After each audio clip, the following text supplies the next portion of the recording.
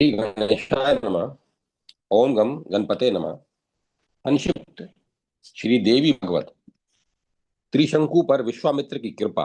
विश्वामित्र के तपोबल से त्रिशंकु का सदैव स्वर्ग गमन। हरिश्चंद्र की कथा। राजा जन्मेजय ने पूछा, मुने, राजा की आज्ञा से मंत्रियों ने हरिश्चंद्र का राज्य पर अभिषेक कर दिया। तदंतर राजा त्रिशंकु की और उस चांडाल देह से मुक्ति कैसे हुई? वह वन में मरा या गंगा में कूद गया अथवा गुरु वशिष्ठ ने कृपा कर उसका शाप से उद्धार कर दिया? आप यह सारा प्रसंग कहने की कृपा कीजिए। व्यास जी कहते हैं, जन्मेजय, पुत्र का अभिषेक हो जाने के पश्चात राजा त्रिशंकु परम प्रसन्न हो गया। कल्याण स्वरूपिणी जगदम्बा का ध्यान करते हुए अपनी आयु बिताने लगा। इस प्रकार कुछ समय बीत जाने पर विश्वामित्र मुनि तपस्या से छुटकारा पाकर सावधान हो पुत्रों और स्त्रियों को देखने के विचार से वहां पधारे। आकर देखा कि मेरा परिवार सुख से समय व्यतीत कर रहा है, अतः उसके मन में बड़ी प्रसन्नता हुई। उन परम बुद्धिमान विश्वामित्र ने स्वागत करने के लिए सामने आई हुई पत्नी से पूछा, सुलोचने, देश में घोर अकाल पड़ गया था, उस अवसर पर तुमने अपने बुरे दिन कैसे बिताए? अन्न के अभाव में इन तुम्हारे बालकों का पालन किसने किया?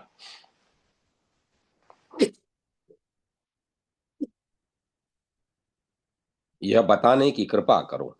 सुंदरी, मैं तपस्या में बिल्कुल संलग्न हो गया था, अतः आ नहीं सका। शोभने कांते पास में द्रव्य न रहने के कारण उस समय ही तुम तुम कर ही क्या सकती थी?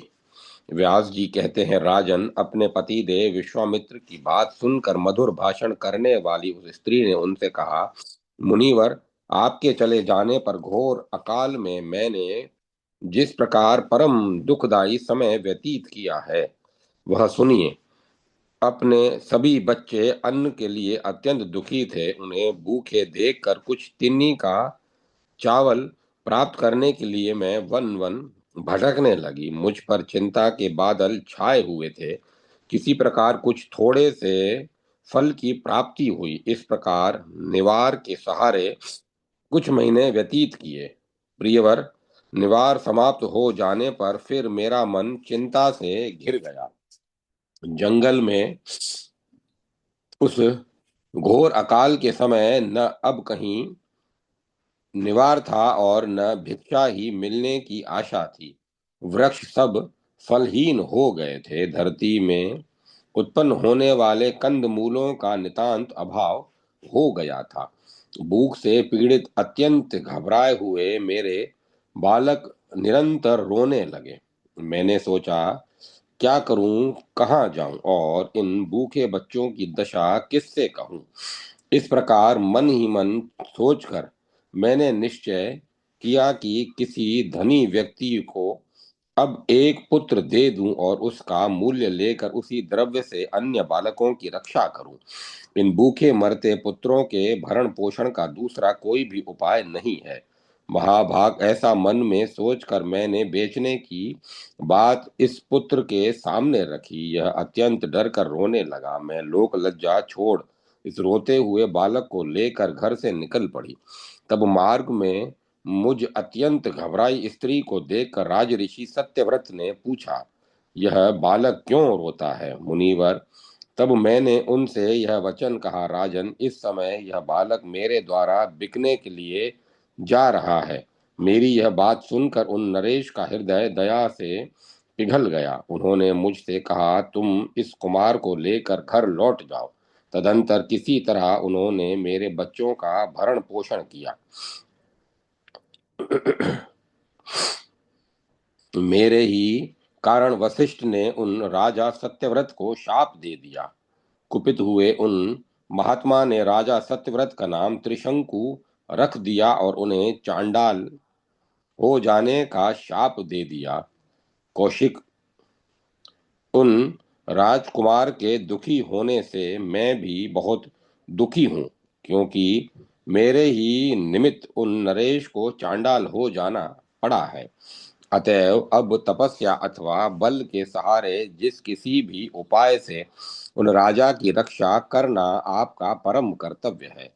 व्यास जी कहते हैं, शत्रुओं के मान मर्दन करने वाले राजन मुनिवर विश्वामित्र की यह परम साध्वी भार्या दयनीय दशा को प्राप्त हो चुकी थी। उसकी बात सुनकर आश्वासन देते हुए विश्वामित्र ने उनसे उससे कहा। विश्वामित्र जी बोले, कमल लोचने, जिसने घोर अकाल के समय रक्षा करके तुम्हारा परम उपकार किया, उन नरेश को मैं शाप से अवश्य मुक्त कर दूंगा।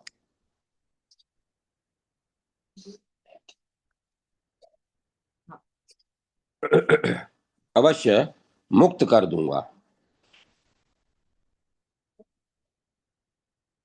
मेरे द्वारा विद्या एवं तपस्या के बल से बहुत शीघ्र उनका संकट दूर हो जाएगा।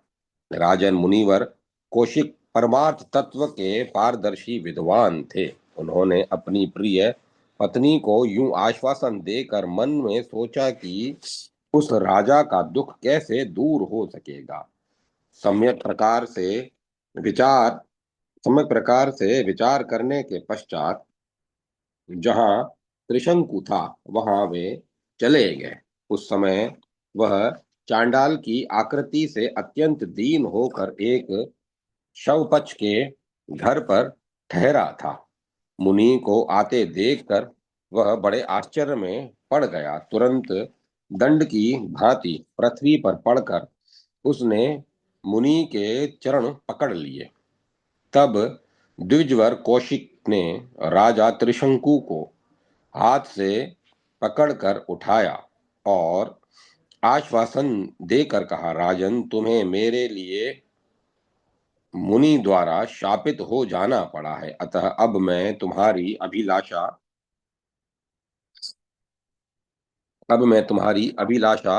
पूर्ण करूंगा। कहो, इस समय मेरे करने योग्य कौन सा कार्य है? राजा ने कहा, मुने, पूर्व समय की बात है, मैंने यज्ञ कराने के लिए वशिष्ठ जी से प्रार्थना की। उन उनसे कहा, मुनिवर, मैं एक श्रेष्ठ यज्ञ करना चाहता हूँ, आप उसके आचार्य बन जाइए। विप्रेंद्र, आप ऐसा यज्ञ कराइए जिसके प्रभाव से मैं स्वर्ग में जा सकूं।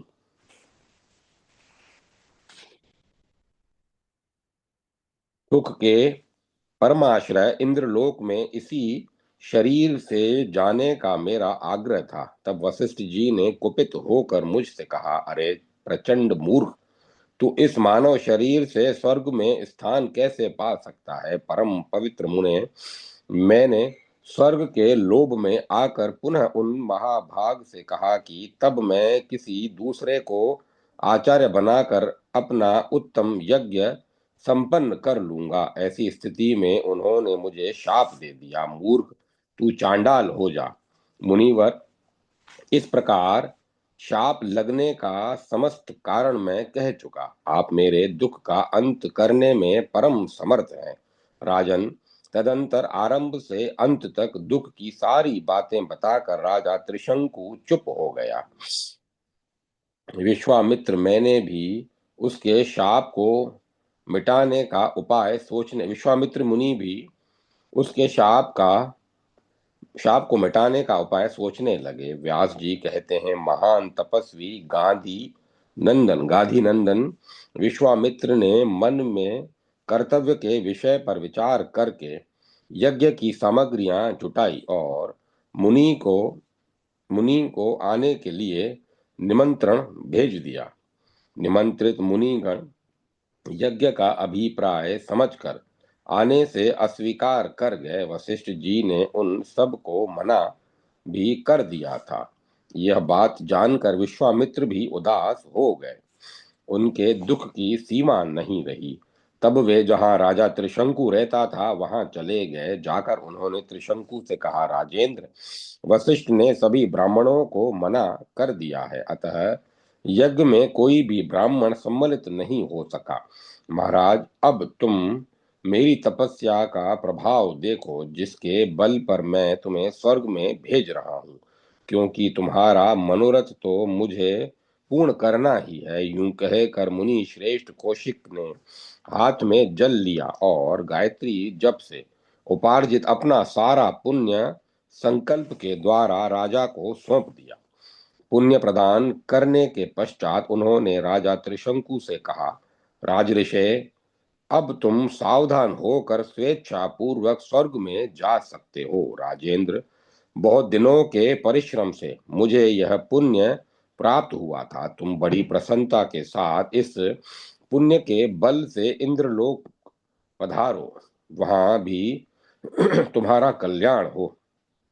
व्यास जी कहते हैं, जन्मेजय, ब्राह्मण श्रेष्ठ विश्वामित्र के यूं कहने पर उनकी तपस्या के पुण्य प्रभाव से उसी क्षण वेग पूर्वक त्रिशंकु ऊपर उठा, मानो पक्षी उड़ रहा हो। वह अत्यंत क्रूर और चांडाल के वेश में था। तब जब आकाश मार्ग से उड़कर इंद्रलोक के पास पहुंच गया, तब उसे देखकर देवताओं ने इंद्र से कहा, प्रभो, देवता का अनुकरण करके वायु के समान तीव्र गति से आकाश में उड़ता हुआ यह कौन आ रहा है? स्वपच की आकृति वाला यह व्यक्ति देखने में बड़ा ही भयंकर है। इंद्र झट उठे और उस नीच पुरुष को पर उनकी दृष्टि पड़ गई। उसे त्रिशंकु जानकर उन्होंने बड़े जोर से फटकारा और कहा, अरे घोर निंदित चांडाल, तू इस देवलोक में कहाँ आ रहा है? अभी पृथ्वी पर चला जा, तेरा यहाँ रहना उचित नहीं है। शत्रुओं को संताप देने वाले राजन इंद्र के इस प्रकार कहते ही त्रिशंकु स्वर्ग से खिसक कर नीचे गिरने लगा। जैसे पुण्य समाप्त हो जाने पर देवता स्वर्ग से उतर आते हैं। गिरते समय राजा त्रिशंकु बारंबार विश्वामित्र जी का नाम लेकर चिल्लाते हुए बोला, मुनिवर, मैं स्वर्ग से गिर रहा हूं। जैसे दुखी व्यक्ति मुझ जैसे दुखी व्यक्ति की रक्षा कीजिए। राजन, उस गिरते हुए नरेश का रुदन सुनकर मुनिवर कौशिक ने उधर दृष्टि दौड़ाई, देखा वह जमीन पर आ रहा है। अतः उन्होंने कहा, ठहरो मनुजेंद्र। उस समय त्रिशंकु स्वर्ग से चल चुका था, परंतु कौशिक मुनि के कहने से उसकी उनकी तपस्या के प्रभाव वश आधे मार्ग में ही वह रुक गया। तदंतर मुनि ने एक दूसरे स्वर्गलोक की सृष्टि करने के विचार से हाथ में जल लेकर आचमन किया और एक विस्तृत यज्ञ की योजना बनाई। विश्वामित्र के इस प्रयत्न को जानकर शचीपति इंद्र तुरंत उनके पास आ गया। आते ही कहा, ब्राह्मण साधो, ये आप क्या कर रहे हैं? इतने कुपित होने का क्या कारण है? मुनिवर, सृष्टि करने से कोई काम सधने वाला नहीं है। कहो, मैं आपका कौन सा कार्य सिद्ध करूं? विश्वामित्र जी बोले, विभो, महान दुखी राजा त्रिशंकु आपके भवन से गिर चुका है। आप प्रेमवश उसे अपने स्थान पर ले जाने की कृपा कीजिए। व्यास जी कहते हैं, विश्वामित्र मुनि के निश्चय को जानकर इंद्र के मन में असीम शंका हुई। फिर भी मुनि के प्रचंड तपोबल को ध्यान देकर उन्होंने प्रस्ताव स्वीकार कर लिया। उन देवराज ने उसी समय त्रिशंकु को दिव्य देहधारी बनाया और एक उत्तम विमान पर बैठने की आज्ञा दी तथा कौशिक मुनि से पूछकर अपनी पूरी अमरावती के लिए प्रस्थित हो गया। त्रिशंकु सहित उनके स्वर्ग पधार जाने पर विश्वामित्र परम सुखी होकर अपने आसन पर विराजमान हो गए। उस समय हरिश्चंद्र शासन कर रहे थे। उन्होंने सुना कि पिताजी अपनी इच्छा के अनुसार स्वर्ग चले गए हैं। यह परम उपकार विश्वामित्र जी ने किया है, अतः उनके हर्ष की सीमा नहीं रही। उन अयोध्या नरेश की पत्नी परम सुंदरी, युवा अवस्था से संपन्न तथा बड़ी कार्यकुशल थी। बहुत समय बीत जाने पर भी रानी गर्भवती नहीं हो सकी। तब महान हरिश्चंद्र के मन में संताप होने लगा। अतः वे अपने गुरु वशिष्ठ मुनि के आश्रम पर गए। मस्तक झुकाकर उन्हें प्रणाम किया और संतान न होने से उत्पन्न जो चिंता थी वह उन्हें कह सुनाई। उन्होंने कहा, दूसरों को मान देने वाले धर्मज्ञ मुने, आप ज्योतिष एवं मंत्र विद्या के पारदर्शी विद्वान हैं। आप मुझे संतान होने के लिए कोई उपाय करने की कृपा कीजिए। व्यास जी कहते हैं, ब्रह्मा जी के मानस पुत्र मुनिवर वशिष्ठ ने राजा हरिश्चंद्र की यह खेद भरी बात सुनकर मन में सम्यक प्रकार से विचार करने के पश्चात कहा। वशिष्ठ बोले, महाराज, तुम सत्य कहते हो। तुम जल के प्रधान देवता वरुण की उपासना करो। यत्न पूर्वक आराधना करने से वे तुम्हारा कार्य पूर्ण कर देंगे।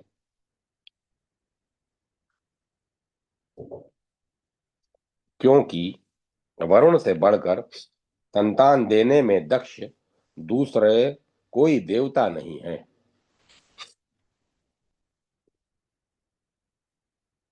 धर्म में आस्था रखने वाले राजेंद्र, तुम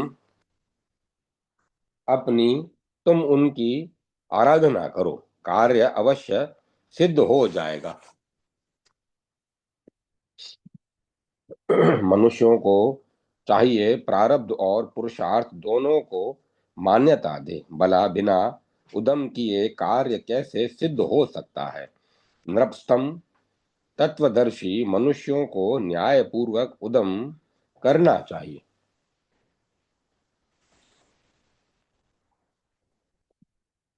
प्रयत्न करने पर कार्य में सफलता मिल सकती है, इसमें कोई अन्यथा विचार नहीं है। राजन, अमित तेजस्वी गुरुदेव वशिष्ठ की बात सुनकर राजा हरिश्चंद्र ने तप करने का निश्चय करके मुनि को प्रणाम किया और वहां से पर यात्रा कर दी। गंगा के तट पर परम पवित्र स्थान था।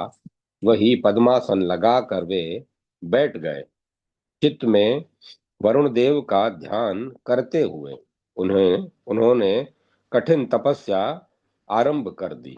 राजन, इस प्रकार तप में संलग्न हरिश्चंद्र पर खिले हुए कमल के समान प्रसन्न मुख वाले वरुण देव ने कृपा कर दी। वे सामने प्रकट हो गए और उन नरेश से बोले, धर्मज्ञ वर मांगो, मैं तुम्हारी तपस्या से प्रसन्न हूं। राजा हरिश्चंद्र ने कहा, मुझे कोई संतान नहीं है। आप सुखदाई पुत्र देने की कृपा कीजिए। तीनों ऋणों से मुक्त होने के लिए मैंने यह उद्यम किया है। तदंतर वरुण देव ने कृपा कर उन्हें पुत्र प्रदान किया। इसके बाद हरिश्चंद्र के जीवन संबंधी और भी कई बातें श्री व्यास जी ने सुनाई। अध्याय 13 से 17 समाप्त। राजा हरीश 13-17 समाप्त। जय माता सरस्वती। जय मां सरस्वती। राजा हरिश्चंद्र पर विश्वामित्र का कोप तथा विश्वामित्र की कपटपूर्ण बातों में आकर हरिश्चंद्र का राज्य दान, दक्षिणा के लिए हरिश्चंद्र के साथ विश्वामित्र का दुर्व्यवहार। व्यास जी कहते हैं, राजन, एक समय की बात है, राजा हरिश्चंद्र शिकार खेलने जंगल में गए थे। वहां उन्होंने देखा मनोहर नेत्रों वाली एक सुंदरी स्त्री रो रही है। करुणावश उससे उन्होंने पूछा, कमल पत्र के समान विशाल नेत्रों वाली वरान ने, तुम क्यों रो रही हो? अभी बताओ, किसने तुम्हें कष्ट दिया है? तुम क्यों अपार दुख में पड़ी हो? इस निर्जन वन में रहने वाली तुम कौन हो और कौन तुम्हारे पिता एवं पति हैं? कांते, मेरे राज्य में तो राक्षस भी दूसरे की स्त्री को कष्ट नहीं पहुंचाते। सुंदरी, तुम्हें जो दुख देता हो उसे मैं अभी मार डालूंगा। वरारोहे, तुम अपना दुख बताकर शांत भाव से यहीं रहो। कृशोधरी, सुमध्य में मेरे राज्य में कोई भी दुराचारी नहीं रह सकता। महाराज हरिश्चंद्र की यह बात सुनकर अपने मुख पर फैले हुए आंसुओं को पोंछने के पश्चात वह स्त्री उनसे कहने लगी। स्त्री ने कहा, राजन, मेरे लिए वन में रहकर जो कठिन तपस्या कर रहे हैं उन मुनिवर विश्वामित्र से ही मैं अत्यंत दुखी हूँ।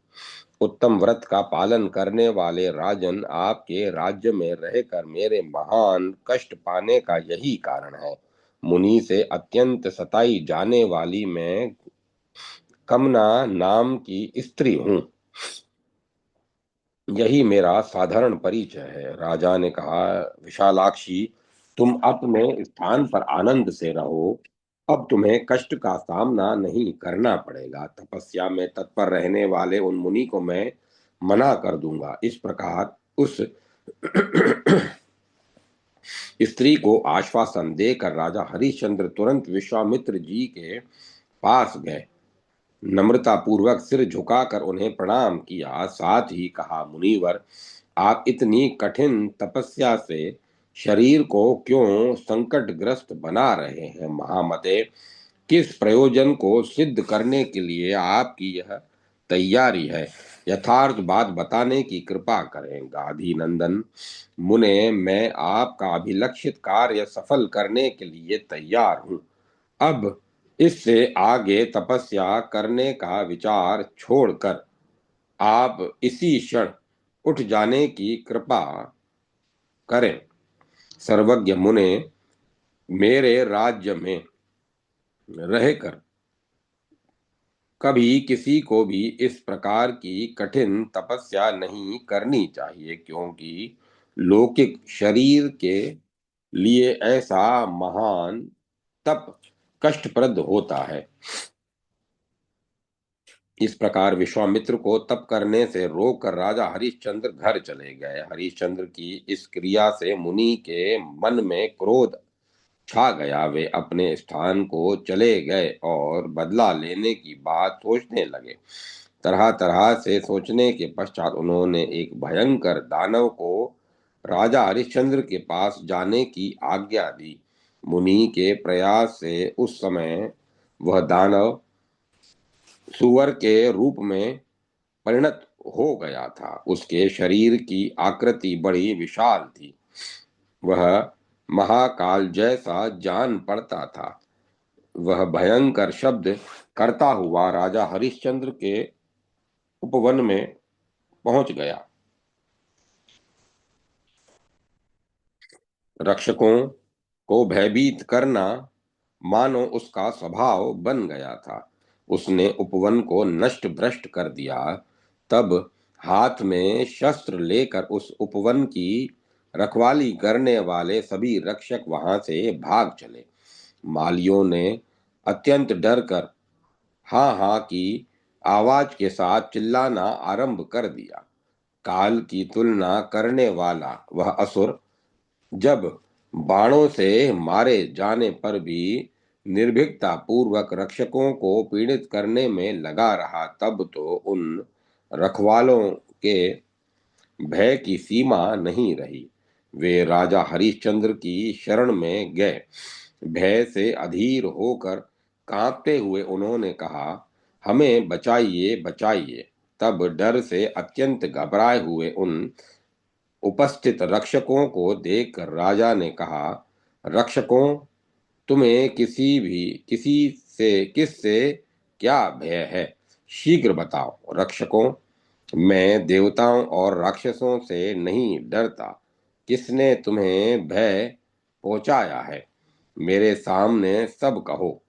उस भाग्यहीन शत्रु को अभी एक ही बाण में मैं मार डालता हूँ। मालियों ने कहा, राजन, देवता, दानव, यक्ष अथवा किन्नर, इनमें से वह कोई नहीं है। विशाल शरीर वाले कोई एक सुअर उपवन में आ घुसा है। उस इस सुअर ने अपने दांतों से पुष्पों के समस्त वृक्षों को रोंद डाला है। उपवन में पेंटते ही उसने सब तोड़ ताड़ कर चौपट कर दिया है। महाराज, हमारे बाण, लाठी और पत्थर से चोट पहुंचाने पर भी वह निर्भीकता पूर्वक हमें मारने के लिए टूट पड़ा है। व्यास जी कहते हैं, राजन महाराज, विश्वामित्र मालियों का यह वचन सुनकर क्रोध से तमतमा उठे। व्यास जी, राजन महाराज हरिश्चंद्र मालियों का वह यह वचन सुनकर क्रोध से तमतमा उठे। उसी क्षण घोड़े पर चढ़कर वे उपवन की ओर चल पड़े। हाथी, घोड़े, रथ और पैदल चलने वाले सैनिकों से युक्त एक विशाल सेना साथ लेकर वे झट उस श्रेष्ठ उपवन में पहुंच गए। वहां उन्होंने विशाल शरीर वाले एक भयंकर सुअर को गुर्राते हुए देखा। उसने उपवन को चौपट कर दिया था। यह देखकर वे कुपित हो उठे। तदंतर उन्होंने धनुष पर बाण चलाकर उसे खींचा और उस पापी सुअर को मारने के लिए उस पर छोड़ दिया। क्रोध से व्याकुल उन धनुर्धर नरेश को देखकर वह सुअर अत्यंत भयजनक शब्द करता हुआ तुरंत सामने दौड़ आया। उस विकृत मुख वाले वराह पर दृष्टि पड़ते ही राजा उसे मारने के लिए बाणों का प्रयोग करने लगा। उस समय उनके बाणों को विफल करके बलपूर्वक बड़ी शीघ्रता के साथ वह सुअर वहां से निकल भागा। उसने राजा की बिल्कुल परवाह न की। तब हरिश्चंद्र के क्रोध की सीमा नहीं रही। भागते हुए उस सुअर को देखकर उन्होंने धनुष पर यत्न पूर्वक तीक्ष्ण बाण चढ़ाए और खींचकर उस पर छोड़ने लगे। कभी यह कभी वह दिखाई पड़ता और कभी झट ओझल हो जाता था और कभी अनेक प्रकार के शब्द करते हुए राजा के पास पहुंच जाता।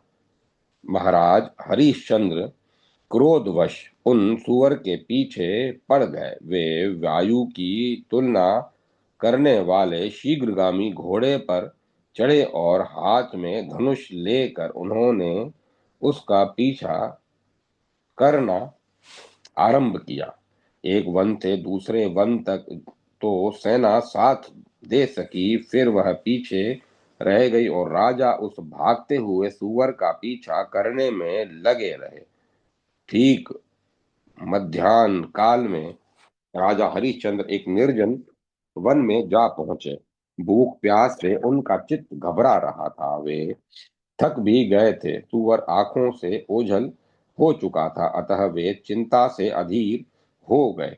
उस बेहड़ वन में कौन रास्ता किधर जाता है, यह जानने में भी वे असमर्थ हो गए। उनकी दशा बड़ी ही दयनीय हो गई। वे सोचने लगे, अब क्या करें, किधर जाएं? इस बेहद निर्जन वन में कौन मेरी सहायता करेगा तथा मार्ग भूल जाने से मैं जा भी कहाँ सकता हूँ। इस प्रकार महाराज हरिश्चंद्र उस जन शून्य वन में चिंता कर रहे थे। उनकी घबराहट की सीमा नहीं थी। इतने में एक स्वच्छ जल वाली नदी उन्हें दिखाई पड़ी। देखकर वे बड़े हर्षित हुए। वे घोड़े से उतर गए, उसे स्वादिष्ट जल पिलाया और स्वयं भी पिया। तब जल पी लेने पर उनका चित्त परम शांत हो गया। तब वे नगर में जाने का विचार करने लगे। तुरंत दिग्भ्रम होने के कारण कुछ भी निश्चय नहीं कर पाए। इतने में विश्वामित्र एक वृद्ध ब्राह्मण का रूप धारण करके उनके सामने आ गए। श्रेष्ठ ब्राह्मण को सामने देखकर राजा ने आदर पूर्वक प्रणाम किया। वे प्रणाम कर ही रहे थे कि विश्वामित्र ने उनसे कहा, महाराज, तुम्हारा कल्याण हो। यहाँ कैसे आने का कष्ट किया? राजन, किस अभिप्राय से इस निर्जन वन में तुम अकेले आ गए? राजेंद्र शांत चित्त होकर अपने आगमन का संपूर्ण कारण बताने की कृपा करो। राजा हरिश्चंद्र ने कहा, मुनिवर, एक स्थूल शरीर वाला बलवान सुअर मेरे उपवन में पहुंचकर पुष्पों के कोमल वृक्षों को रोंदने लगा। उसी को रोकने के लिए हाथ में धनुष लेकर मैं सेना सहित अपने नगर से निकल पड़ा।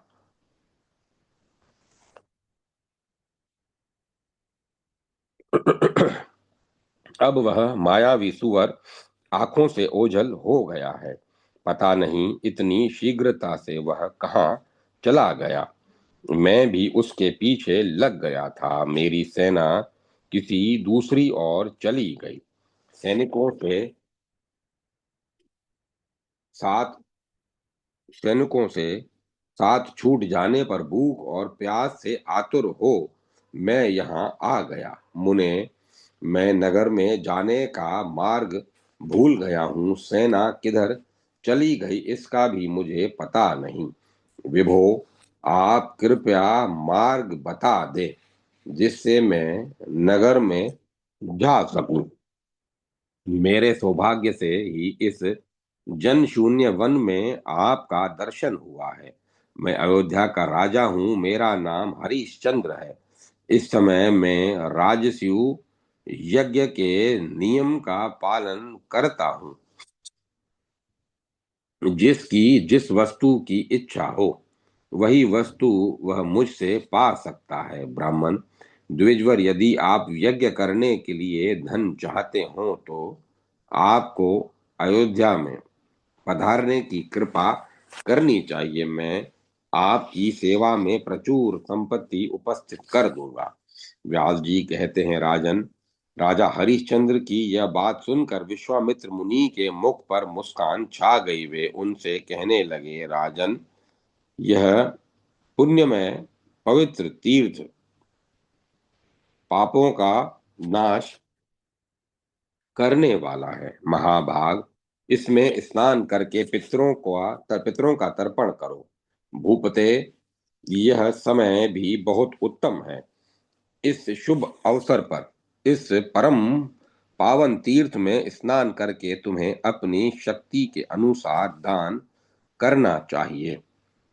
स्वयंभू मुने ने कहा, जो महान पवित्र तीर्थ में पहुंचकर वहां स्नान किए बिना ही लौटकर चला जाता है वह आत्महत्यारा है। अतएव राजन, तुम इस उत्तम तीर्थ में अपनी शक्ति पर ध्यान रखते हुए स्नान दान पुण्य अवश्य करो। इसके पश्चात मैं तुम्हें मार्ग दिखला दूंगा। तुम अपने नगर को चले जाना। विश्वामित्र के इस वचन में कपट भरा हुआ था।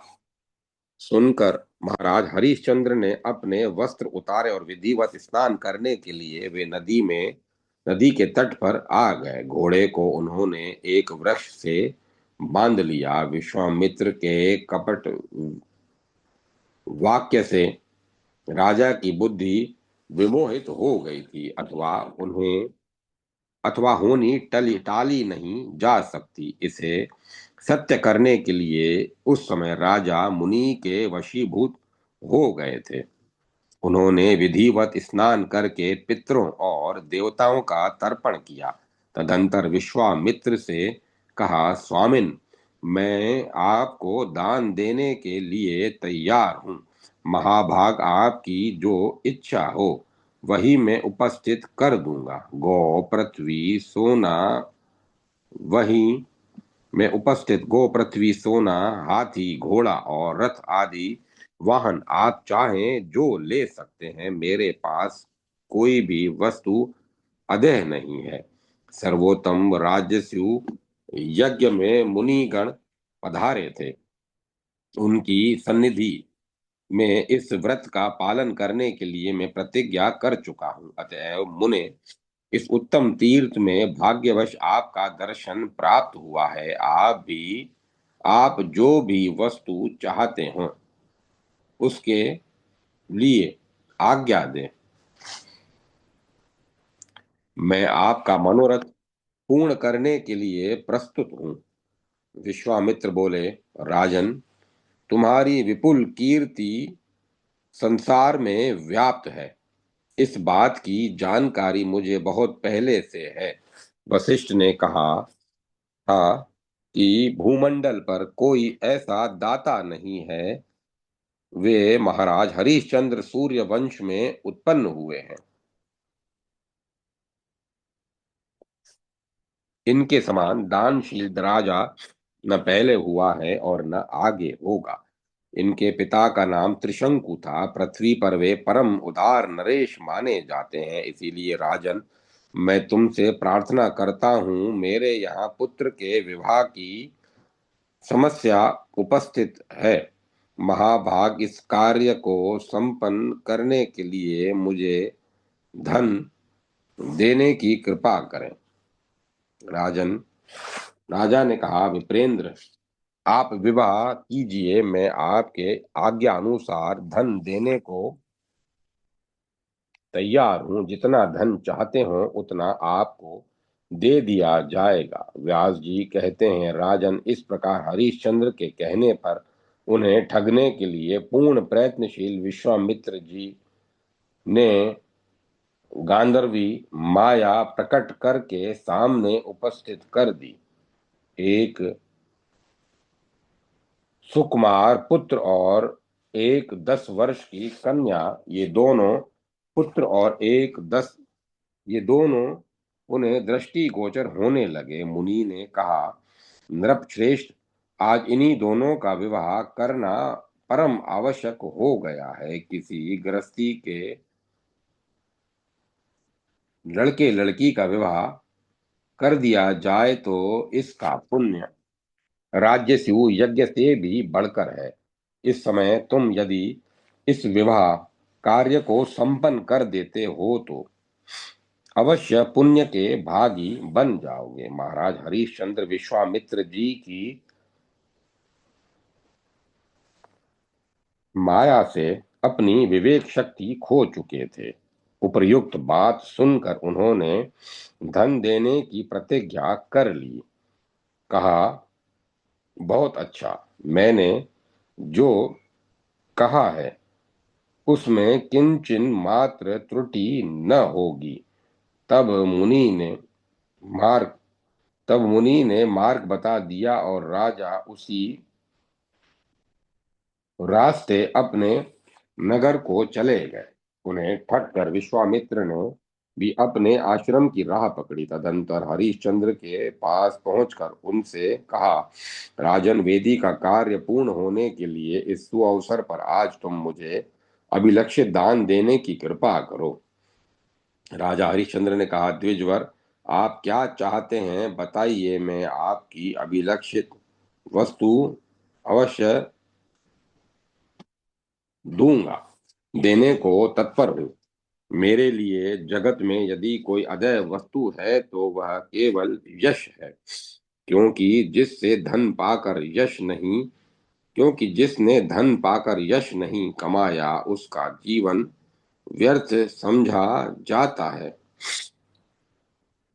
निर्मल यश के कारण परलोक में भी सुख सुविधा प्राप्त होती है।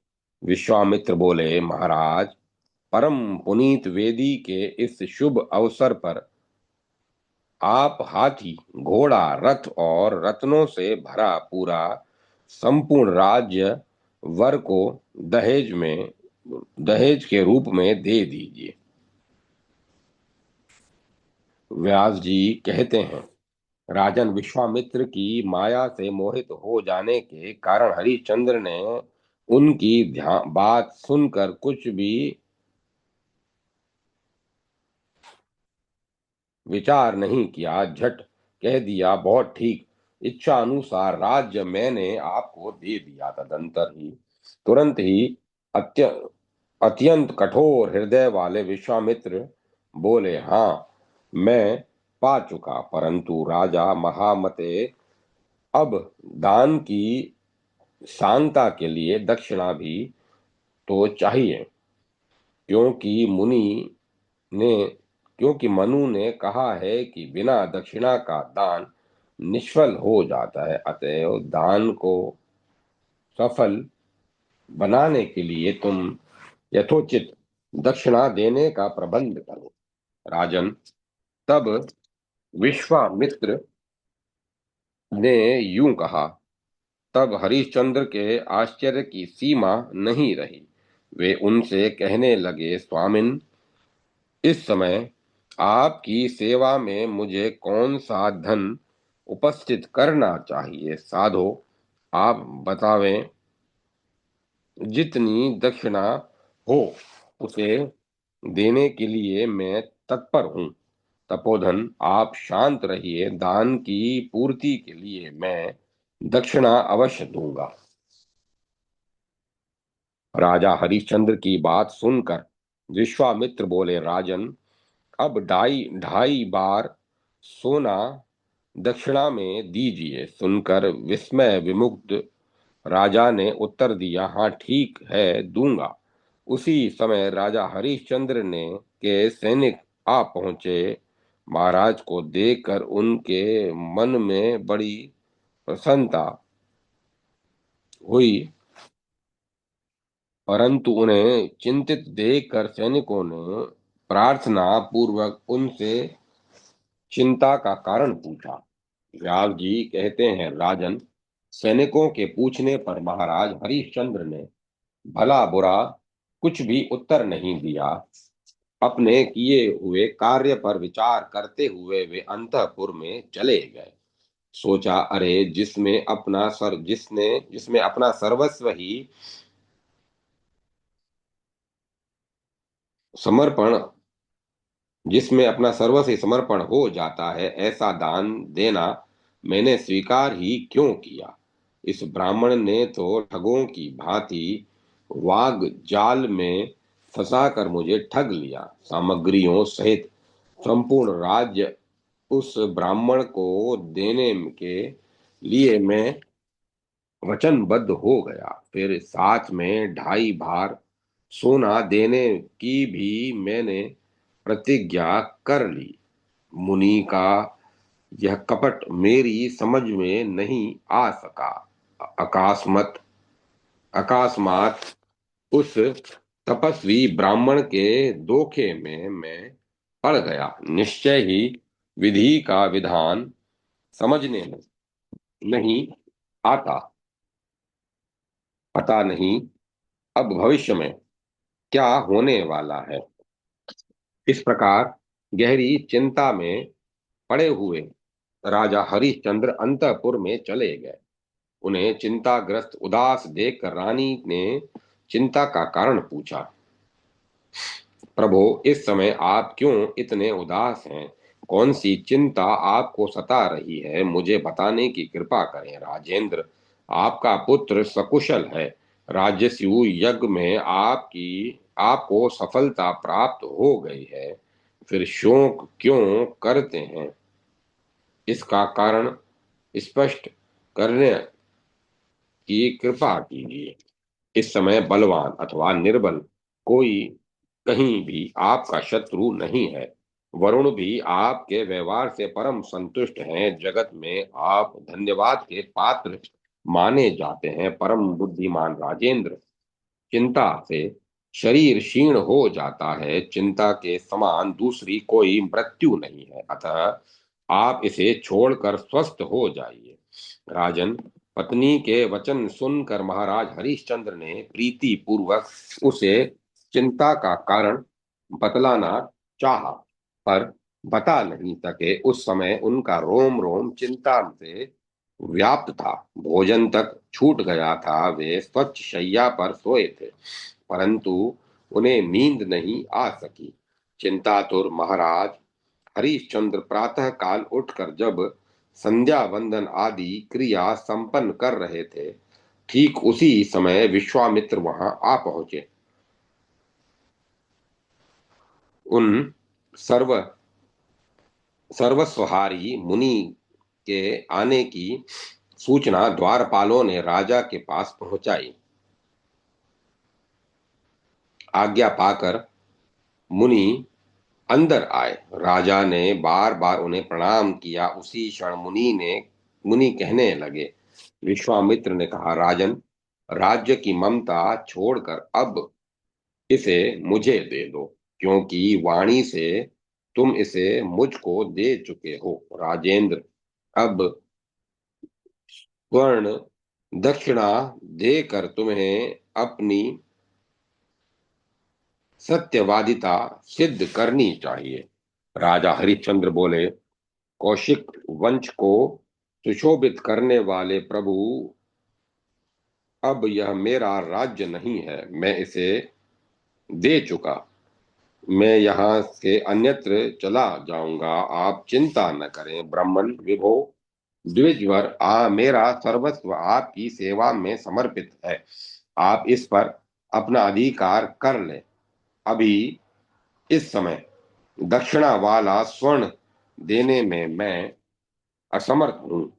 जिस समय मेरे पास धन आएगा उसी क्षण मैं आपकी दक्षिणा अवश्य चुकाऊंगा। इस प्रकार विश्वामित्र से बातचीत करके राजा हरिश्चंद्र ने अपने पुत्र रोहित तथा भार्या माधवी से कहा, इस यह संपूर्ण राज्य इन ब्राह्मण को मैं दान कर चुका हूँ। हाथी, घोड़े, रथ, रत्न और स्वर्ण आदि सभी सामान इस दान के अंतर्गत आ गए। केवल हम 3 व्यक्तियों के शरीर को छोड़कर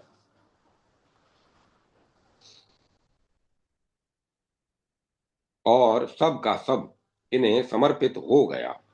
अतः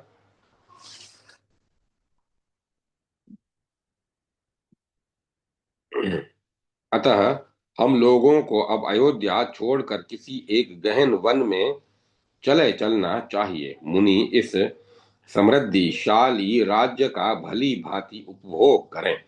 राजन, अपने पुत्र और पत्नी से यूं कहकर परम धार्मिक राजा हरिश्चंद्र राजभवन से निकल गए। उस समय भी विश्वामित्र के प्रति उन सदाचारी राजा के मुख से आदर के भी शब्द निकल रहे थे। उन्हें जाते देखकर पुत्र रोहित तथा रानी माधवी भी उनके साथ हो लिए। उन तीनों की यह स्थिति देखकर नगर में हाहाकार मच गया। अयोध्या में रहने वाले संपूर्ण प्राणियों की आंखें जल बरसाने लगी। वे पुकार पुकार कर रोने लगे, हे राजन, आपने यह क्या कर डाला? कहां से कलेश की यह सघन घटा आपके ऊपर घिर आई? महाराज, यह निश्चय है कि आप देववश इस धूर्त ब्राह्मण के धोखे में आ गए। महात्मा पुत्र तथा साध्वी रानी के सहित राजा हरिश्चंद्र की यह दशा देखकर सभी वर्ण के लोग अत्यंत खेद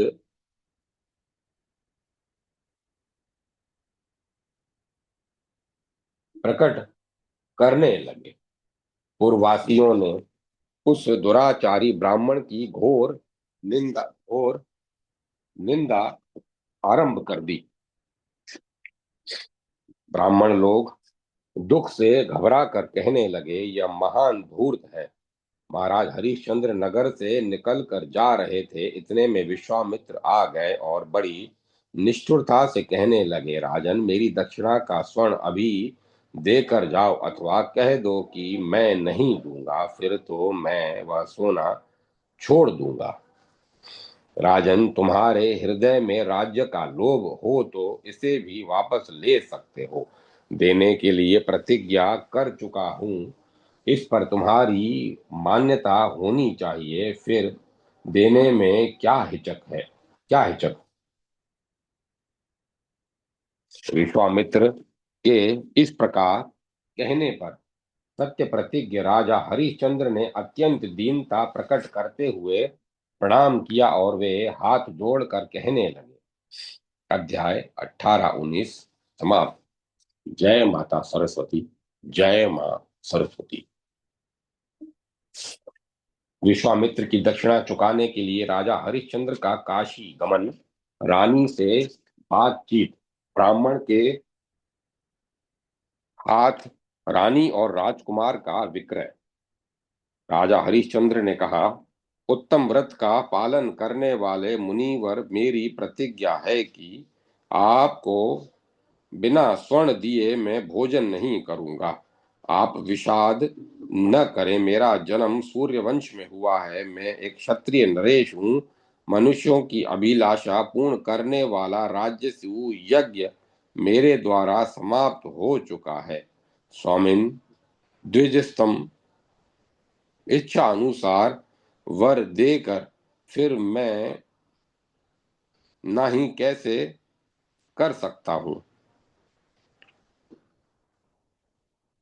आपका ऋण चुकाना मेरे लिए परम कर्तव्य है। शांत रहिए, मैं आपको अभिष्ट स्वर्ण अवश्य दूंगा। हाँ, जब तक मुझे धन न मिले तब तक कुछ समय के लिए आप कृपया प्रतीक्षा करें। विश्वामित्र बोले, राजन, फिर तुम्हें धन कहाँ से मिलेगा? राज्य हाथ से चला गया, खजानों पर तुम्हारा अधिकार रहा नहीं, अर्थ उपार्जन करने की साधन भूता सेना तुम्हारे पास नहीं रही नहीं। राजन, अब तुम्हें धन की आशा करना बिल्कुल व्यर्थ है। मैं क्या करूं? तुम निर्धन व्यक्ति को धन के लोभ में पीड़ित भी कैसे करूं? तुम निर्धन व्यक्ति को धन के लोभ में मैं पीड़ित भी कैसे करूं? अतएव राजन, कह दो, अब मैं नहीं दे सकूंगा।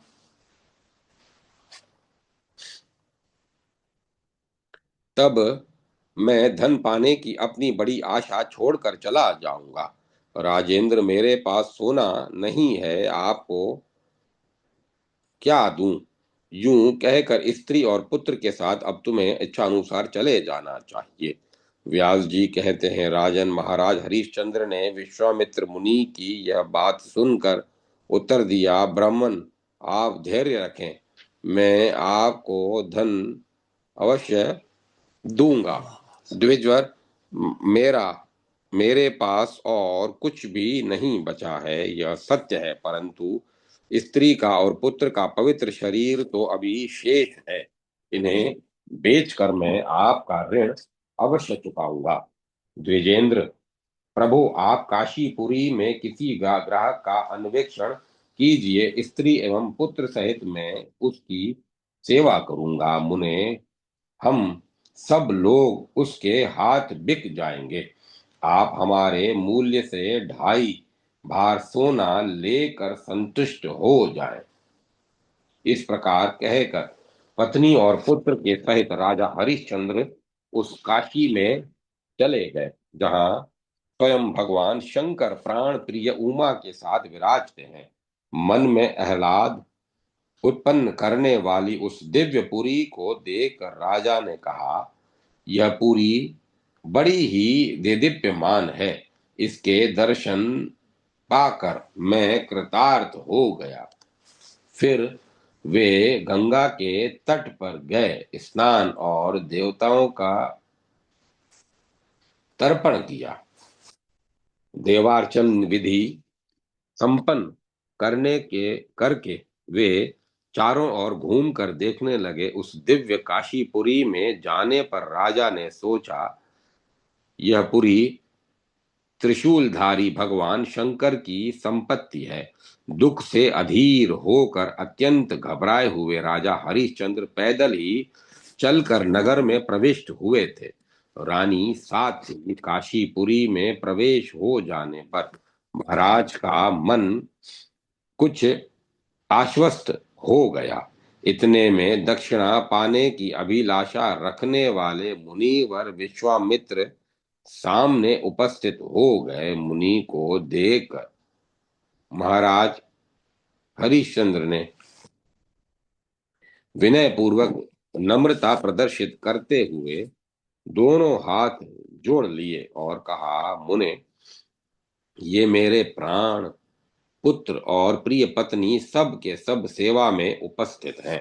इसमें से जिससे आपका काम सद सके उसे ही आप शीघ्र स्वीकार कर लीजिए मुनिवर। यदि हम में से अन्य भी कोई कार्य होने की संभावना हो तो वह भी बताने की कृपा करें। विश्वामित्र बोले, राजन, तुम्हारा कल्याण हो। आज महीना पूरा हो रहा है। तुम्हें यदि अपनी प्रतिज्ञा याद हो तो प्रतिश्रुत दक्षिणा देने का अभी प्रयास करो। राजा ने कहा, ज्ञान के ज्ञान और तप के बल से शोभा पाने वाले ब्राह्मण, आज अवश्य ही महीना पूरा हो जाएगा, परंतु अभी आधा दिन अवशेष है। तब तक आप प्रतीक्षा करें, दूसरे दिन न रुकिएगा।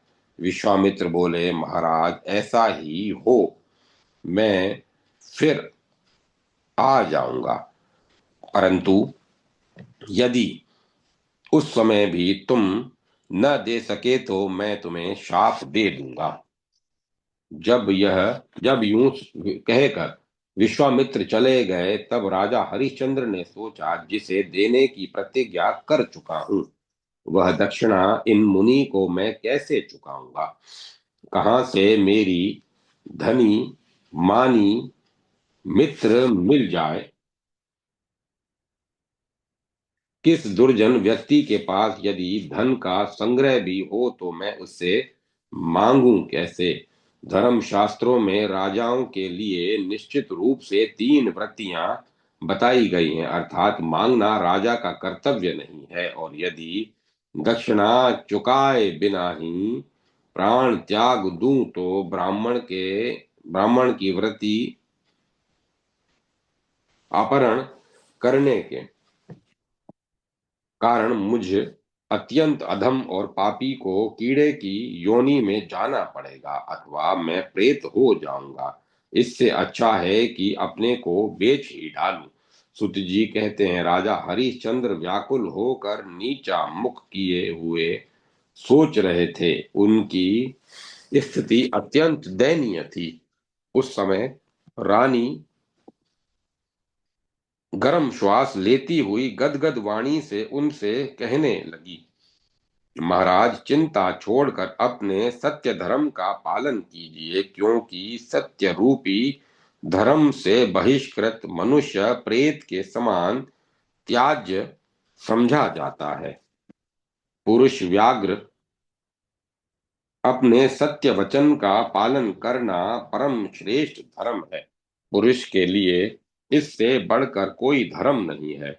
जिसकी बात मिथ्या हो उसके अग्निहोत्र, वेदाध्ययन और दान आदि की सभी क्रियाएं निष्फल हो जाती हैं। धर्म शास्त्रों में कहा गया है कि विवेकी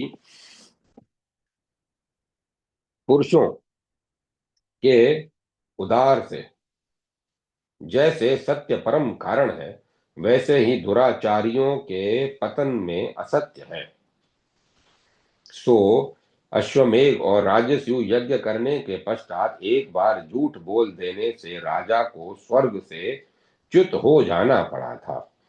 राजा हरिश्चंद्र ने कहा, गजगामिनी वंश की वृद्धि करने वाला यह पुत्र विराजमान है ही, अतः मैं भी जो भी इच्छा हो कहो, मैं उसे करने के लिए तैयार हूँ। रानी ने कहा, राजन, आपकी वाणी असत्य नहीं होनी चाहिए। पुरुषों की स्त्रियां पुत्र प्रसव देने पर सफल हो जाती हैं, अतः अब मुझे धन लेकर दूसरे को दे दो और उसी वित्त से ब्राह्मण की दक्षिणा चुकाने की कृपा करें। व्यास जी कहते हैं, राजन, पत्नी की यह बात सुनकर राजा हरिश्चंद्र अचेत हो गए। फिर मूर्छा दूर होने पर अत्यंत दुखी होने के कारण विलाप करते हुए कहने लगे, भद्रे, यह बहुत ही दुखद विषय है जो तुम्हारे मुख से ऐसी बात निकल रही है। तुम्हारे मुस्कान भरे वचन क्या मुझ पापी को याद नहीं है। हाँ हाँ शुचि स्मिते, मैं तुमको बेच डालूं, तुम्हें ऐसी बात नहीं कहनी चाहिए। भामिनी, तुम अब अप्रिय वचन कैसे कह रही हो?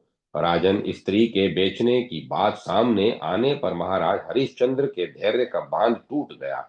उपर्युक्त बातें कहकर वे भूमि पर गिर पड़े और उन्हें मूर्छा आ गई।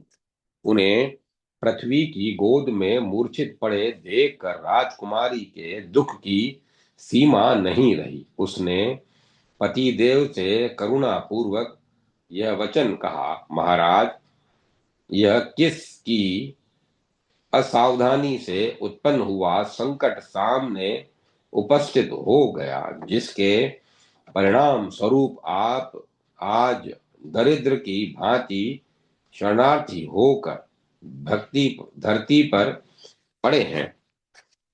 उन्होंने करोड़ों की संपत्ति ब्राह्मणों को सुगमता पूर्वक दे डाली।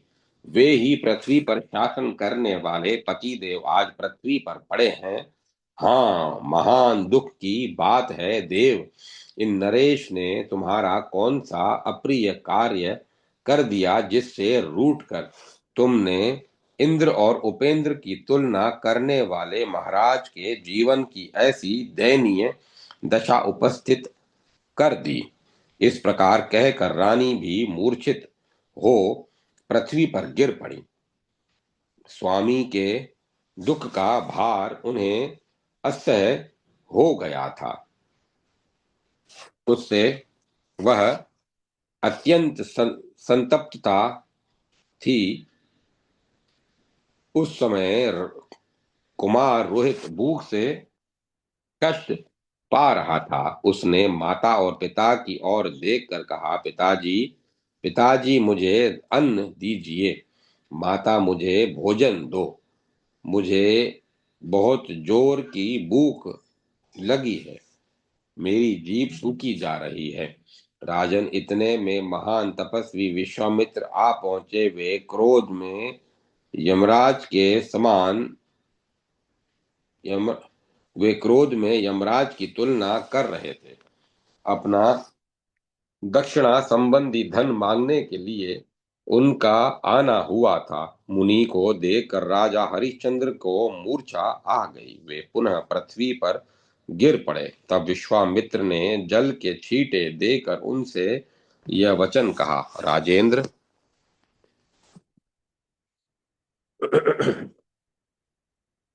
उठो और अपनी अभिष्ट दक्षिणा देने का प्रयत्न करो, क्योंकि ऋणियों का ऋण भय प्रतिदिन बढ़ता ही रहता है।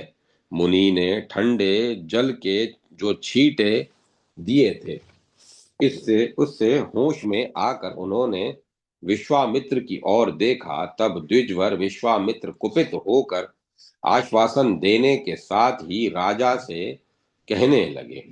विश्वामित्र ने कहा, राजन, तुम्हें यदि धैर्य अभिष्ट हो तो दक्षिणा देने की कृपा करो। कारण सत्य के प्रभाव से ही सूर्य तपते हैं। सत्य के ऊपर ही यह पृथ्वी स्थित है। सत्य पर परमार्थ की कल मान्यता निर्भर है तथा स्वर्ग की प्रतिष्ठा भी सत्य से ही है। यदि 100 अश्वमेध यज्ञ और सत्य तराजू में पृथक पृथक पलड़े पर रख दिए जाएं तो उन 100 अश्वमेध यज्ञों से एक सत्य ही बढ़ जाएगा। परंतु इन सब बातों के कहने सुनने से मुझे क्या प्रयोजन? मुझे तो तुम तुरंत मेरी दक्षिणा दो। राजन, यदि तुमसे दक्षिणा न मिली तो देखो, सूर्य के अस्ताचल पधारते ही मैं तुम्हें अवश्य शाप दे दूंगा। इस प्रकार कहकर विश्वामित्र चले गए। भय से घबराए हुए राजा हरिश्चंद्र के दुख का पार नहीं रहा। सुत जी कहते हैं, इसी समय की बात है, वेद के पारगामी एक ब्राह्मण अपने घर से बाहर निकले।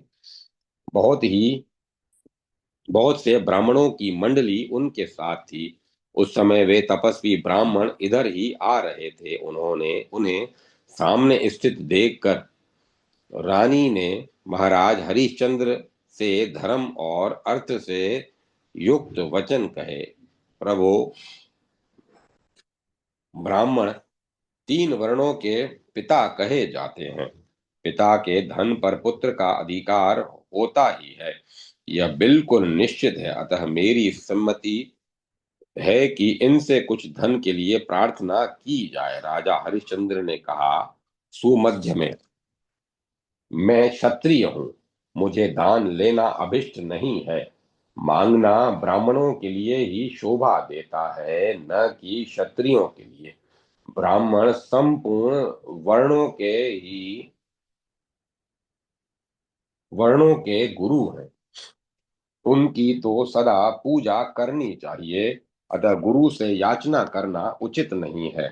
क्षत्रिय तो इस नियम के अधिक पोषक हैं। दान देना, पढ़ना, यज्ञ करना, शरण में आए हुए को अभय बनाना और प्रजा की रक्षा करना, ये ही कर्म क्षत्रिय के लिए विहित हैं। क्षत्रिय इस प्रकार का दीन वचन कभी न कहे कि मुझे कुछ दीजिए देवी, मैं देता हूं। यह वचन मेरे हृदय के कोने कोने में भरा है। अतः कहीं से भी धन का उपार्जन करके ब्राह्मण को देने के लिए मैं तत्पर हूँ। पत्नी से ने कहा, स्वामिन, काल के प्रभाव से पुरुष के सामने सम और विषम स्थिति आया करती है। काल ही मनुष्य को अपमानित और सम्मानित कराता है। पुरुष के दाता और मंगता होने में इस काल की ही महिमा है। एक विद्वान और शक्तिशाली ब्राह्मण राजा पर कुपित हो जाए, फलस्वरूप राजा को राज्य से निकल जाना पड़े और वे सुख से हाथ धो बैठे। देखिए, यह सब काल की ही तो करतूत है। राजा बोले, तीखे धार वाली तलवार से जीभ के दो टुकड़े हो जाना ठीक है, परंतु सम्मान का परित्याग करके दीजिए दीजिए कहना मैं उचित नहीं समझता। महाभागे, मैं क्षत्रिय हूँ, किसी से कुछ भी मांग नहीं सकता, बल्कि अपने बाहुबल से उपार्जित धन देने के लिए मैं सदा तत्पर हूँ। पत्नी ने कहा, महाराज, यदि आपका मन याचना करने में समर्थ नहीं है तो मैं आपकी संपत्ति हूँ।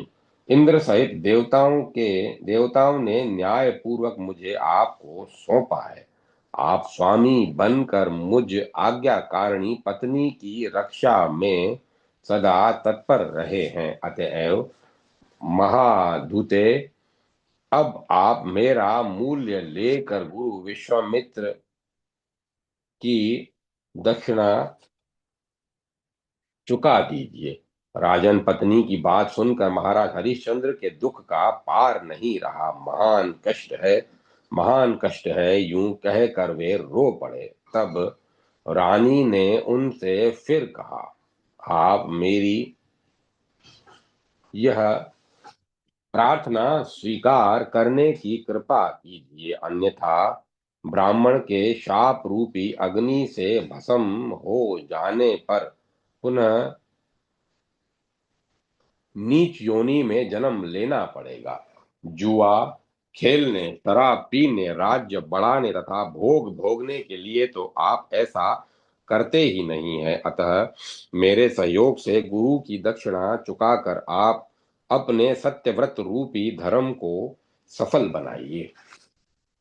व्यास जी कहते हैं, राजन, रानी के द्वारा बारंबार प्रेरित किए जाने पर राजा हरिश्चंद्र ने कहा, भद्रे, मैं अत्यंत निष्ठुर होकर तुम्हें बेचने की बात स्वीकार करता हूँ। यदि ऐसे परम निर्दय वचन कहने के लिए तुम्हारी वाणी तत्पर है तो जिसे नीच से नीच व्यक्ति भी कह सकते हैं, वह जघन्य काम मेरे द्वारा होने जा रहा है।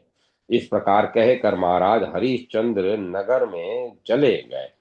वहां तमाशा दिखाने का एक स्थान निश्चित था।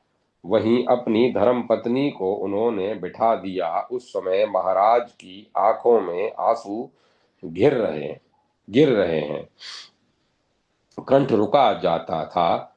वे बार बार लोगों को संबोधित करके बोले, नागरिकों को, आप सब लोग मेरी बात सुनने की कृपा करें। मेरी यह पत्नी मुझे प्राणों के समान प्रिय है।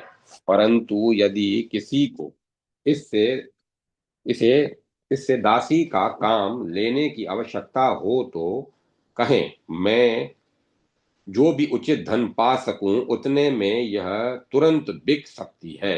वहां एक बहुत ही विद्वान सुन पुरुष थे। उन्होंने राजा से पूछा, अजी, पत्नी को बेचने के लिए आए हो, तुम कौन हो? राजा बोले, आप लोग पूछते हो हैं कि तुम कौन हो, तो सुनिए, मैं मानवता रहित एक महान क्रूर व्यक्ति हूं, अथवा मुझे कठोर राक्षस भी कहा जा सकता है। तभी तो ऐसे नीच कर्म में मेरी वृत्ति हुई है। व्यास जी कहते हैं, राजन, यह शब्द सुनकर विश्वामित्र बूढ़े ब्राह्मण का रूप धारण करके अकस्मात सामने उपस्थित हो गए और बोले, मैं धन देकर इस दासी को खरीदने के लिए तैयार हूं, अतः मुझे दे दो। मेरे पास अपार धन राशि है। मेरी स्त्री परम सुकुमारी है। यह वह धन का काम नहीं संभाल सकती वह घर का काम नहीं संभाल सकती, अतः इसे मुझे दे दो। मैं दासी को स्वीकार करता हूँ, परंतु इसके लिए मुझको कितना धन देना पड़ेगा? यूं ब्राह्मण के कहने पर महाराज हरिश्चंद्र का मन दुख से अस्त व्यस्त हो गया। वे कुछ भी बोल नहीं सके। ब्राह्मण ने कहा, तुम्हारी स्त्री के कर्म, अवस्था, रूप और शील के अनुसार वह यह धन देता हूँ। स्वीकार करो और इसे मुझे सौंप दो। धर्मशास्त्रों में स्त्री और पुरुष का मूल्य जो निर्दिष्ट है वह इस प्रकार है। यदि स्त्री 32 लक्षणों से संपन्न, कार्य कुशल तथा शील एवं गुणों से युक्त हो तो उसका मूल्य 1 करोड़ मुद्रा होता है। यदि ये सभी शुभ लक्षण पुरुष में हो तो उसका मूल्य 1 अरब मुद्रा हो जाता है। ब्राह्मण की यह बात सुनकर राजा हरिश्चंद्र महान दुख से व्याप्त हो जाने के कारण चुप हो गए। उनके मुख से कोई भी बात नहीं निकल सकी। तब ब्राह्मण ने राजा के सामने मृग चर्म पर धन रखकर रानी के केशों में हाथ लगाया और उसे खींचना आरंभ कर दिया। रानी बोली, आर्य, अभी मुझे छोड़िए छोड़िए, जब तक मैं पुत्र को न देख लूं तब तक क्षमा करें, क्योंकि विप्र फिर मुझे इस पुत्र का दर्शन दुर्लभ हो जाएगा। तदंतर पुत्र से कहा, बेटा, दुख, आज मैं तेरी माता दासी बन गई। देख बेटा, देख, आज मैं तेरी माता दासी बन गई। राजपुत्र, अब तू मेरा स्पर्श मत करना, कारण मैं तेरे छूने योग्य नहीं रही। तब वह बालक माता को संकटग्रस्त देखकर अम्बा कहता हुआ दौड़ पड़ा। उसकी आंखों से जल की धाराएं गिरने लगी। तब कौवे के पंख के समान काले केश वाला वह राजकुमार रानी का वस्त्र पकड़कर गिरते पड़ते घर जाने लगा। तब ब्राह्मण ने उसे डांटा, फिर भी वह बालक अम्बा अम्बा कहता माता को छोड़ न सका। रानी ने कहा, नाथ, आप मुझ पर कृपा करके इस बालक को भी खरीद लीजिए, क्योंकि मैं खरीदी हुई होने पर भी इसके बिना सुचारू रूप से आपका कार्य सिद्ध नहीं कर सकूंगी प्रभो। मैं मंदभागिनी हूँ, अतः मुझ पर इस प्रकार की कृपा अवश्य करें।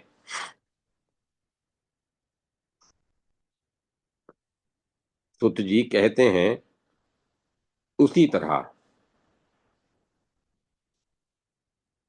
बालक के मूल्य का धन भी सामने एक वस्त्र पर पुनः फेंक कर माता सहित राजकुमार को ब्राह्मण ने खरीद लिया। दोनों एक से हो गए। फिर बड़े हर्ष के साथ रानी को लेकर ब्राह्मण तुरंत अपने घर की ओर चल दिया।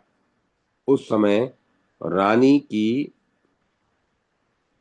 स्थिति बड़ी दयनीय थी। उसके नेत्र जल से भर गए थे। उसने जाते समय राजा की प्रदक्षिणा की और दोनों घुटनों के सहारे झुककर प्रणाम किया। साथ ही यह वचन बोली, यदि मैंने दान दिया हो, यज्ञ किया हो तथा मेरे व्यवहार से ब्राह्मण तृप्त हो हुए हो, तो इस पुण्य के प्रभाव से ये महाराज हरिश्चंद्र मुझे पुनः शीघ्र ही पति रूप में प्राप्त हो जाएं। राजा रानी के प्रति प्राणों से भी बढ़कर गौरव बुद्धि रखते थे। ऐसी भार्या को पैरों में पड़ी देखकर हाँ हाँ करते हुए रो पड़े। उनकी संपूर्ण इंद्रियों में घबराहट उत्पन्न हो गई। वे कहने लगे, सत्य और शील आदि गुणों से संपन्न एक भार्या मुझसे पृथक होकर कैसे जा रही है। वृक्ष की छाया वृक्ष को छोड़कर चली जाए, यह कदापि संभव नहीं है।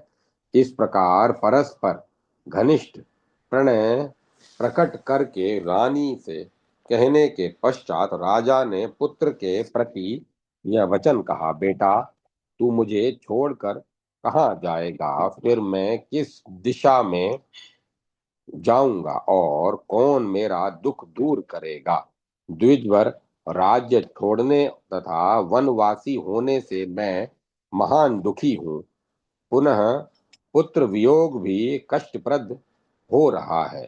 यूं कहकर राजा हरिश्चंद्र रानी को लक्ष्य करके कहने लगे, स्त्रियों का कर्तव्य है कि वे संसार में पति के पास रहकर सदा उसके सुख की सामग्री बनी रहे। फिर कल्याणी, तुम दुख को अपना साथी बनाकर मुझसे कैसे अलग हो रही हो? इक्ष्वाकु के पुनीत वंश में मेरा जन्म हुआ है। मेरे पास राज्योचित संपूर्ण सुख की सामग्रियां थी। आज मुझे ऐसे पति को आज मुझ ऐसे पति को पाकर भी तुम दासी बन रही हो। देवी, मैं पुराण और इतिहास में विशद वाक्य का अनुसरण करके कहता हूँ कि ऐसे शोक रूपी अथाह समुद्र में डूबे मुझे मुझ डूबे हुए व्यक्ति का अब कौन उद्धार करेगा? सुत जी कहते हैं, तदंतर राज ऋषि हरिश्चंद्र के सामने ही बड़ा कठोर व्यवहार करते हुए रानी और राजकुमार को ले जाने के लिए विप्रवर विश्वामित्र तत्पर हो गए। स्त्री और पुत्र को मुनि की प्रेरणा से जाते हुए देखकर राजा के दुख की सीमा नहीं रही। व्यास जी कहते हैं, राजन, इस प्रकार हरिश्चंद्र विलाप कर रहे थे, इतने में ब्राह्मण आंख से ओझल हो गया। उसी समय महान तपस्वी मुनिवर विश्वामित्र आ गए। शिष्ट साथ था। निष्ठुर स्वभाव वाले मुनि देखने में बड़े ही क्रूर प्रतीत होते थे। विश्वामित्र बोले, राजन महाबाहो, यदि तुम्हारे हृदय में सत्य की तनिक भी मान्यता है तो उस समय राजसु यज्ञ की दक्षिणा का जो वचन दिया था वह पूर्ण करो। हरिश्चंद्र ने कहा, निष्पाप राजऋषि, मैं आपको प्रणाम करता हूँ। राजस्यु यज्ञ के अवसर पर मैंने जो प्रतिज्ञा की थी वह आपकी दक्षिणा तैयार है, इसे स्वीकार कीजिए। विश्वामित्र बोले, राजेंद्र, कहाँ से मिला हुआ यह धन दक्षिणा में दिया जा रहा है। जिस प्रकार तुमने धन उपार्जन किया है वह स्पष्ट बताओ। राजा ने कहा, उत्तम व्रत का पालन करने वाले विप्रवर, इसे कहने से क्या प्रयोजन है? निष्पाप महाभाग, इसके सुनने से तो और शोक ही बढ़ रहा है। ऋषि बोले, राजन, मैं दूषित द्रव्य नहीं लेता, मुझे पवित्र धन की ही मिलना चाहिए, अतः द्रव्य आने का यथार्थ मार्ग मुझे अवश्य बताओ। राजा ने कहा, मुने, मैंने अपनी परम साध्वी स्त्री को 1 करोड़ मोहर लेकर बेच दिया है। मेरे पुत्र का नाम रोहित है, इसे बेचने पर मुझे 10 करोड़ मोहर मिल गए हैं। विप्र, इस प्रकार मेरे पास 11 करोड़ मोहरें जुटी हैं, आप इसे स्वीकार कीजिए। सुच जी कहते हैं, स्त्री पुत्र को बेचने के लिए स्त्री पुरुष को बेचने से मिला हुआ धन विश्वामित्र की दृष्टि में थोड़ा जान पड़ा, अतः क्रोध में भरकर वे शोकाकुल महाराज हरिश्चंद्र से कहने लगे। ऋषि ने कहा, राजन, राजसु यज्ञ की दक्षिणा इतनी ही नहीं होती, अतः कोई दूसरा धन उपार्जन करो जिससे शीघ्र ही वह दक्षिणा पूर्ण हो सके। छात्र धर्म का पालन करने से विमुख राजा, तुम मेरी इस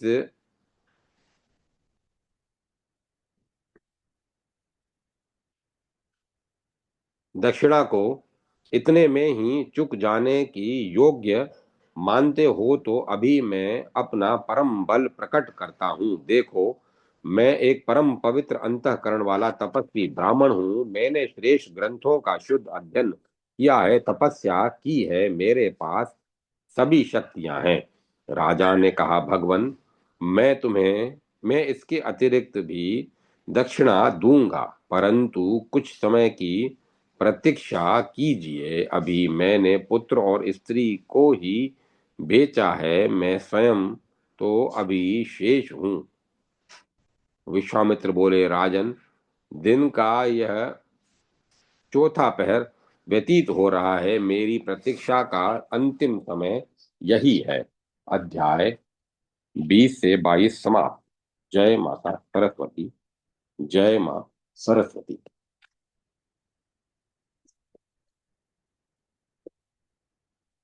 ओम नमः शिवाय। ओम नमो भगवते वासुदेवाय। ओम नमो नारायण। ओम ऐं ह्रीं क्लीं चामुंडाय विच्चे। अब कथा को विराम दिया जाता है। ओम तत्सत। ओम तत्सत। ओम तत्सत।